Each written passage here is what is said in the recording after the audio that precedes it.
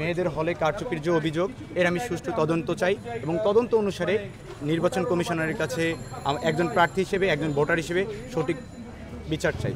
আমাদের সত্য জানা দরকার, আমরা আসলে নির্বাচনটা পাতানো নির্বাচন ছিল নাকি প্রকৃত নির্বাচন ছিল, শিক্ষার্থীরা তাদের প্রকৃত রায় দিতে পারছে কিনা এটা আমরা জানতে চাই। একই সঙ্গে বিশ্ববিদ্যালয়ের মতো একটা জায়গায় যদি এই অনৈতিকতার চর্চা হয়ে থাকে, যে দল বা যে গোষ্ঠী করেছে তাদের বিচার চাই। ধন্যবাদ।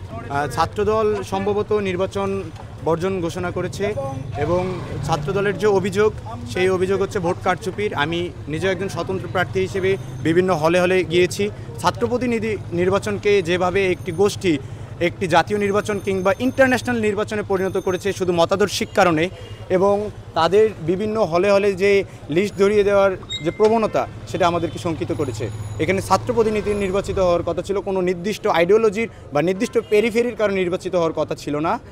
আমি চাই সুষ্ঠু তদন্ত হোক, কোনো অনিয়ম হয়ে থাকলে, কোনো যদি কারচুপির অভিযোগ সত্য প্রমাণিত হয় আমি নির্বাচন বর্জন করব, এবং কারচুপি যদি না হয় শিক্ষার্থীরা তাদের প্রকৃত রায় দিয়ে থাকে তাহলে আমি এই নির্বাচনে যা রায় আসবে তা মেনে নেব।